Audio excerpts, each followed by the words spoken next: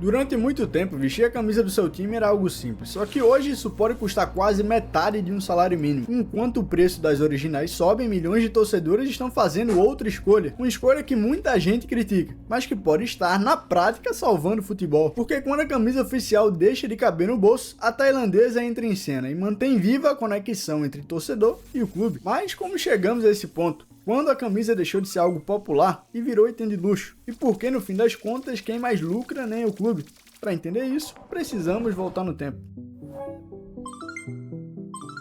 Antes de virar item de desejo, peça de moda ou até símbolo de status, a camisa de futebol era uma simples farda de trabalho. Se é que poderia ser considerado trabalho naquela época, porque lá no meio do século XIX, quando o futebol começou a se tornar popular, nem uniforme existia. Os jogadores usavam qualquer roupa que tinham em casa, mas costumavam usar bonés ou cachecóis para diferenciar os times dentro de campo. Da mesma forma que hoje em dia tu usa colete na pelada. A primeira regra de padronização foi criada pelo clube mais antigo do mundo, quando o chefe do UFC decidiu que cada jogador deveria providenciar bonés azuis e vermelhos. Anos depois, no início do futebol brasileiro, os uniformes eram feitos de algodão, sem escudo, sem números, sem marcas e bem desconfortáveis. A primeira grande virada vem lá em 1973, quando esse clube alemão entra em campo com um patrocinador no peito. Na época era proibido fazer propaganda e, para não tomar punição, trocaram o escudo do time pelo da marca de licor. Pois é, essa mudança, além de render uma boa grana na época, introduziu uma nova forma de fazer negócio no futebol, que inclusive vale milhões hoje. Mas nos anos 70, muita gente odiou a ideia. Na verdade, a BBC se recusou a transmitir partidas e praticamente exigiu que os clubes tirassem os patrocinadores da camisa. Os clubes? Não era só um? Era, mas o Bayern de Munique também gostou da ideia e resolveu estampar o patrocínio da Adidas na temporada 74-75. E a perseguição da imprensa também não durou muito tempo, até porque as emissoras começaram a receber uma fatia do bolo. No Brasil, essa moda chegou em julho de 82, quando o Democrata de Sete Lagos estampou uma marca em seu uniforme pela primeira vez. Jogavam a Série A do Campeonato Mineiro e não estamparam uma marca só não, foram duas. Pois é, o Democrata recebeu 500 mil cruzeiros, algo equivalente a 19 mil reais na cotação atual, justamente por ter fechado. Na época 500 mil era muita coisa, né?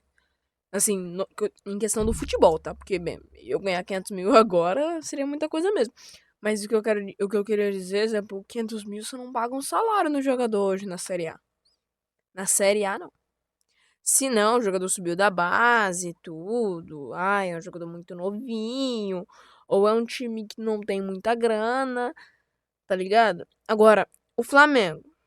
O Flamengo, acho que o menor salário de lá, eu não tenho informações concretas, mas eu acho que o menor salário de lá é o do Alessian.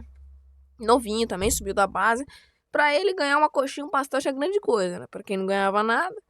Então...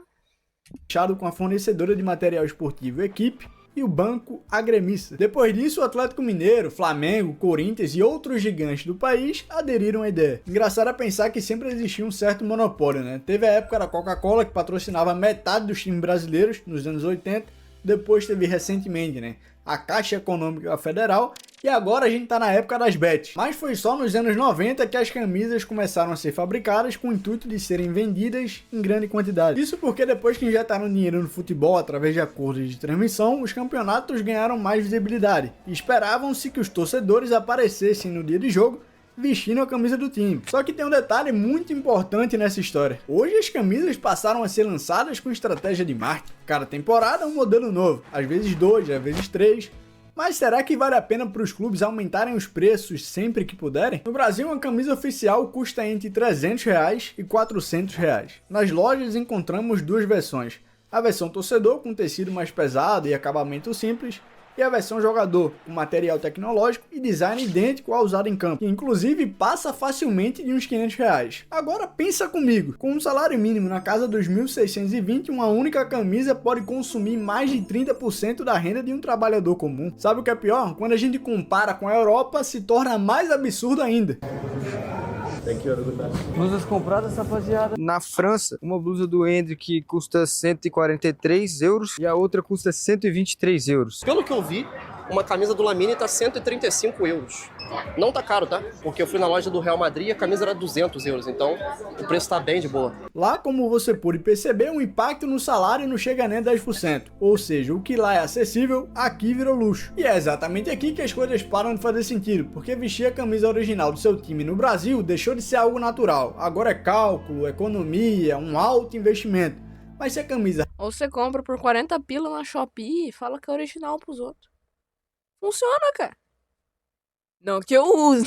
representa o torcedor, por que estão ficando cada vez mais caras?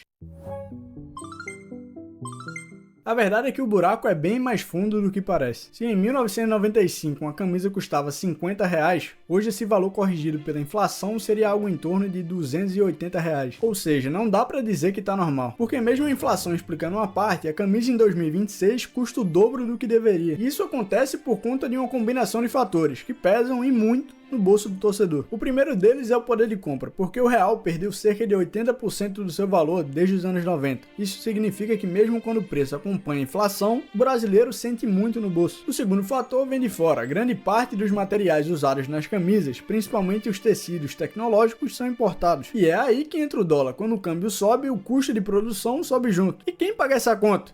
O torcedor. O terceiro fator é o modelo de negócio dos clubes brasileiros, porque diferente dos europeus, aqui existe pouco controle e muito repasse. No Brasil, os clubes não fabricam e nem distribuem suas próprias camisas. Eles vendem os direitos e recebem apenas royalties por unidade vendida, algo que gira em torno de 7 a 10%. Mas até aqui eles estamos falando de fatores normais de mercado. Agora que vem a parte que muda tudo, a cadeia de lucro. Quando você paga R$400 numa camisa, esse dinheiro não vai todo pro clube. Na verdade, vai bem pouco. O custo de produção gira em torno de R$40 a R$60. E o valor que o clube recebe fica no máximo uns R$40 por camisa. O restante começa a se dividir entre lucro da fabricante, logística, distribuição e principalmente os impostos. Porque a carga tributária do Brasil pode chegar a 140 ou até R$160 por camisa. Isso significa que até 40% do valor que você paga vai direto pro governo. E pra você ver, né? A política no Brasil interfere até numa compra de camisa do seu time do coração. Tá ligado? E agora que é época de Copa do Mundo, tudo bem que eu sei que o Brasil já foi eliminado. Mas, o que acontece? A camisa do Brasil era muito vendida, porque todo mundo queria uma camisa do Brasil pra ser bonzão lá, tá ligado? Ah, eu tenho a camisa nova do Brasil, oh my god. Entendeu? E aí que o preço da camisa foi, ó, subindo.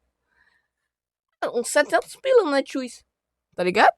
Aí muitas pessoas compram naquela esquina do mercado, tá ligado? Que não são oficiais. Não tem nada contra. Mas, exemplo, todo mundo queria uma oficial, né? Porque além do tecido dura mais, tudo. Só que enquanto lá nos outros países, como ele disse lá, a França, você gasta nem 10% do seu salário, aqui você gasta quase a metade. Tá ligado? É totalmente diferente. O que você gasta aqui no Brasil para o que você gasta fora. Só que, exemplo, se você for sair do Brasil para Espanha comprar, o euro vale tanto. O real vale uma coisa. Então o que acontece? Você vai gastar muito mais dinheiro lá. Então é meio inútil. Então a única coisa que te resta é vir aqui e comprar aqui. Ou comprar no Paraguai. O torcedor comprar camisa por amor ao clube. Mas quem mais lucra com isso não é o clube. É aí que tem um dilema. Vale a pena pagar os 400 e o clube receber os R$40?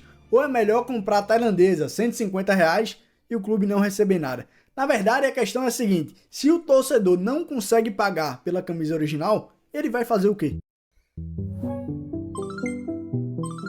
Nos últimos anos, as famosas réplicas 1.1 passaram a fazer parte do dia a dia do torcedor brasileiro. Inclusive, muita gente trata as camisas piratas como algo comum, e talvez o maior exemplo disso aconteceu no dia da mentira. Isso porque no dia 1º de abril de 2024, um torcedor anunciou camisas de time por R$1 na Shopee. E obviamente, muita gente tentou a sorte. Mas no fim das contas a loja foi banida e ninguém chegou a perder dinheiro. Pode até parecer exagero, mas nesse dia deixou claro que existe uma demanda gigantesca por alternativas mais baratas, principalmente quando se trata das camisas tailandesas, e apesar do nome, a maioria delas não vem da Tailândia. Isso porque grande parte é produzida na China e no Vietnã. O termo tailandês acabou virando mais um selo de qualidade do que a verdadeira origem de fabricação. É basicamente uma forma de dizer, essa é boa, pode confiar, porque ao longo dos anos até o mercado paralelo se profissionalizou. O que antes era um produto feio, com escuro torto e tecido ruim, hoje é praticamente idêntico ao original. Em muitos casos, a diferença é mínima. A prova disso é essa imagem. E aí, já conseguiu saber qual dessas é falsa ou vai precisar de mais alguns minutos? Não é à toa que quando seu time lança a camisa da temporada, ou até a seleção brasileira, lança a camisa da Copa, o primeiro comentário é o seguinte: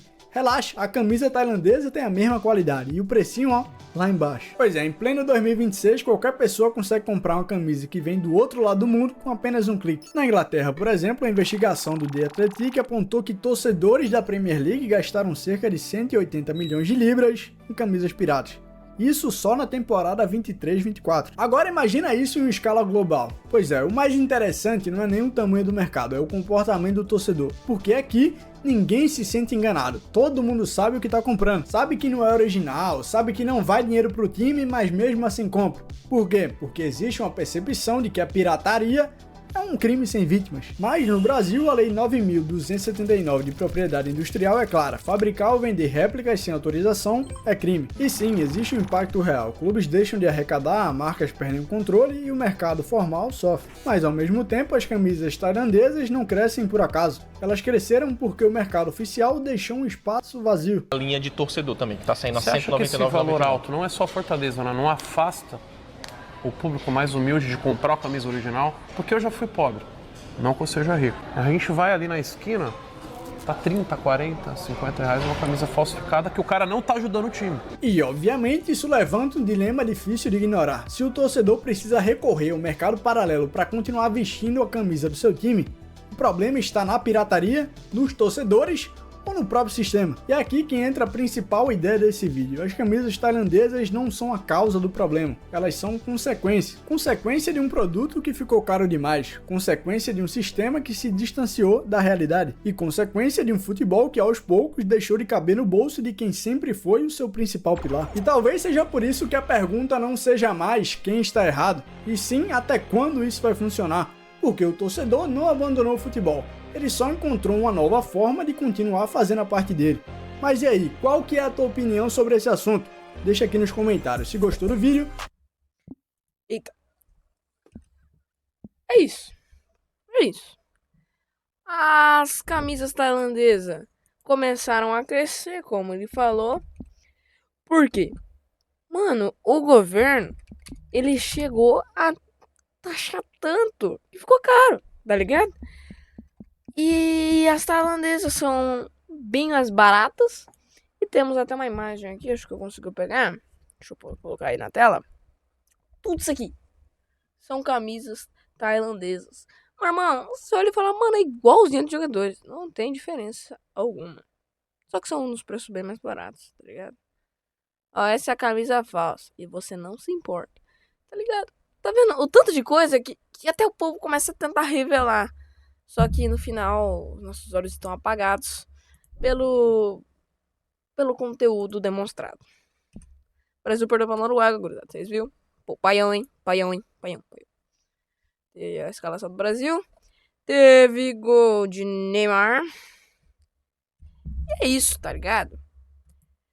No final, as camisas tailandesas são as que mais vendem. Calma aí, seleção. São as que mais vendem porque é mais barato e ninguém vai ligar, tá ligado? Enquanto eu tô gravando esse vídeo, olha aí na tela. Portugal e Espanha tá 0-0, 28 minutos de partida. Aqui a escalação da seleção de Portugal vem com Cristiano Ronaldo, Bruno Fernandes, João Félix, Pedro Neto, João Neves, Vitinha, Nuno Mendes, Veiga, Dias e Cancelo. E Diego Costa no gol.